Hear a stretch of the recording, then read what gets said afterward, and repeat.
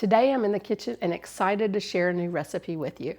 This one's a lot of fun, it's really yummy, and holds a special place in our hearts because of where we got the recipe.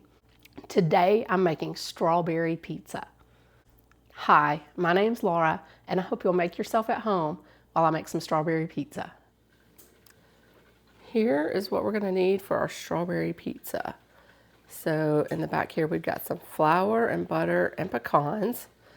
Then we've got some cream cheese, powdered sugar, and Cool Whip. And then the star of the show is our strawberries, some strawberry glaze, and some vanilla. The first thing I'm going to work on is my crust. And I'm going to get to chopping 3/4 cup of pecans. You can chop these as fine or coarse as you prefer. I like a bit of a finer chop on them personally. They're going to be in a shortbread type crust, so just know that going in, and you can make your choice as to how fine or coarse you want yours. When I finish chopping the pecans, I set those aside just for a moment and get to work on the rest of the crust. So I use 1 cup of flour and 1 stick of softened room temperature butter. And I get those in my KitchenAid, and with the whisk attachment, just start mixing those together. You could use a traditional pastry cutter here if you wanted to for this step, but just get that butter incorporated into the flour. It's going to be crumbly at first, and it'll start to come together in just a little bit, but as it gets dry and crumbly and incorporated, we'll add the pecans to it and just start to get those mixed in as well.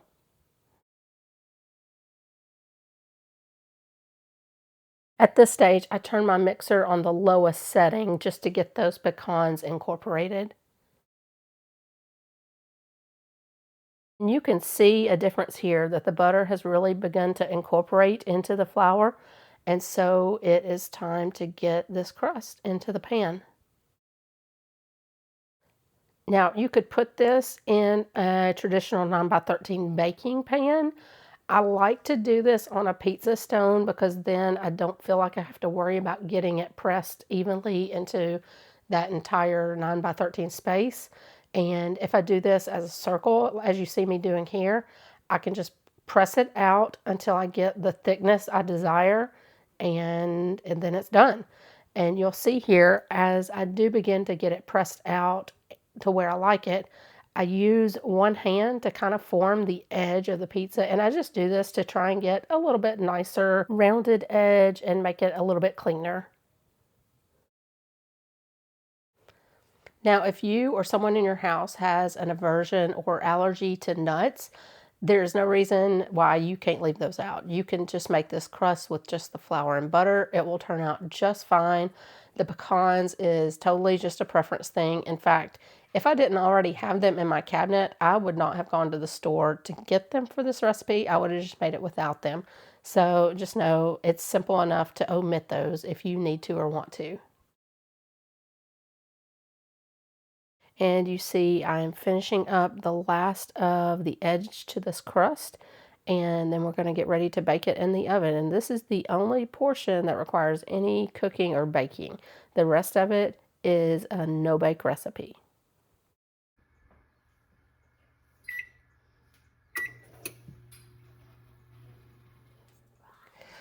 Okay, my oven is heated up, so we're going to get this in there and cook it for about 10 to 15 minutes.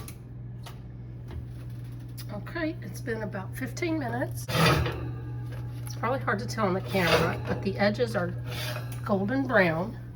So I'm going to get that up here to cool off and work on the rest of my pizza. So the remainder of the strawberry pizza is so simple, and I'm going to work on the filling next. I start with 1 block of softened cream cheese, and then I take 1 cup of powdered sugar and I mix those together. Once those are incorporated, I'm going to add 1 8-ounce tub of Cool Whip and mix in gently. So I thought I'd take just a moment to share with you why this recipe is so special to us. This recipe actually comes from my husband's grandmother, and to our generation, she's known as Grandma. To my daughter's generation, she's actually known as Granny, and you'll hear reference to that at the end, is why I tell you about that. I don't believe this is a recipe that she was known to make with her children at home, but she did become quite famous for it with her grandchildren and that generation. She lived in Florida, not too far down the road from Plant City, which is so famous for its strawberries. And so when strawberries were coming in season and fresh, she would get them and she would make this strawberry pizza for her grandkids, and it was quite the treat. And I will say they all have a fond affection for her and this strawberry pizza. And there's just such a warmth of emotions and such nostalgia that is associated with this that it's just one of those dishes that's special to our family. I feel quite sure that most of you out there have dishes and recipes that you have fond emotions associated with. Perhaps it's a loved one who made it for you and something associated with that memory, or maybe it's the recipe that they passed on and left with you. And whatever the case, it's really nice to have such powerful, positive emotions associated with things, even things like food.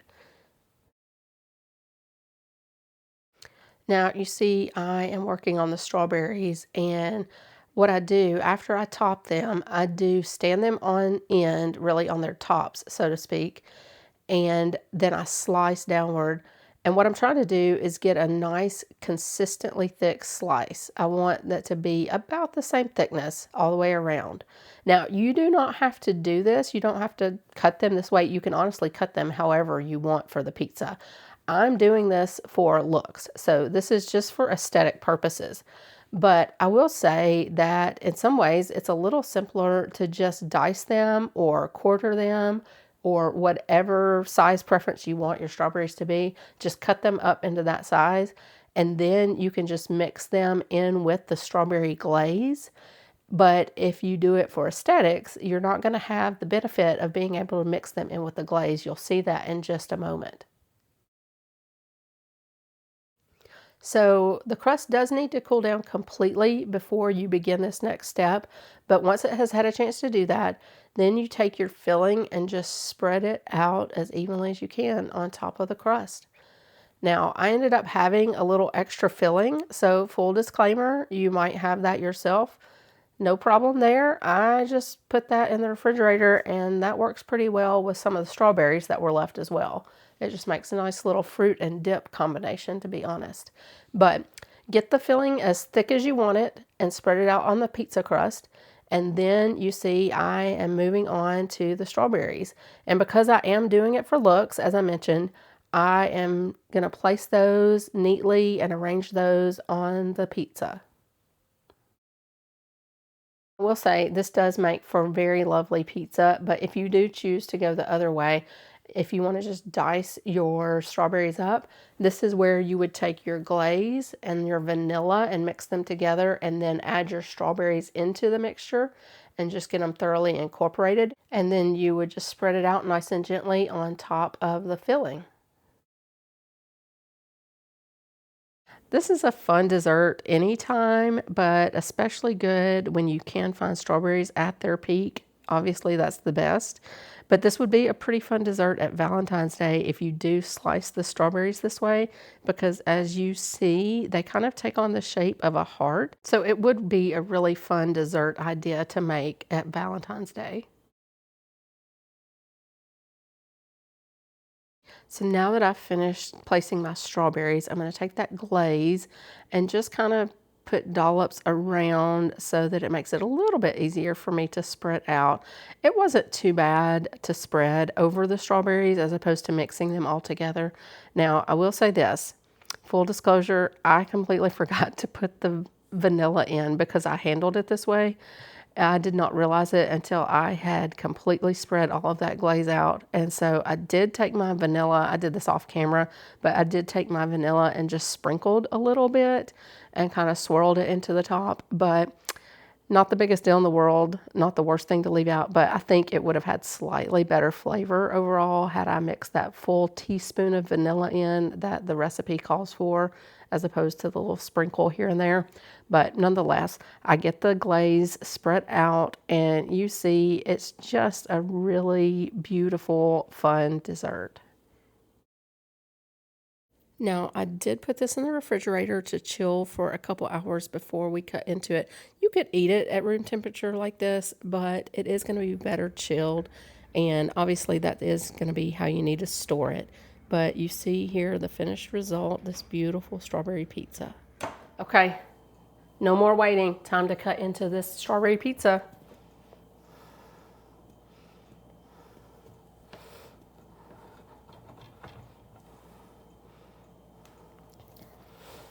Okay, I'm gonna have a piece myself, and then I'm gonna cut one for my daughter.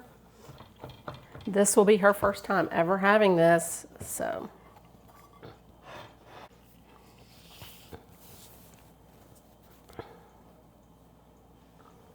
There we go. I want a little piece for me. Here we go, a little piece for her. I get to have a taste of this. Look at that yummy strawberry pizza.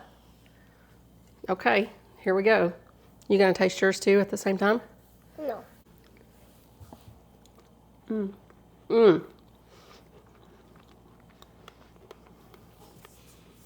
My turn. Your turn? Okay, go for it. It's so good. It's a great combination of textures. Love that crust. It's like a shortbread crust. And then you've got that creamy filling, the strawberries and the glaze. It hits all the senses with the textures. It's just so refreshing with the strawberries. So good. I'm waiting. Can they see me? Okay, your turn. What do you think? You love it? So good? You love Granny's strawberry pizza? Thumbs up for the camera? Yeah, and get to Mommy's channel.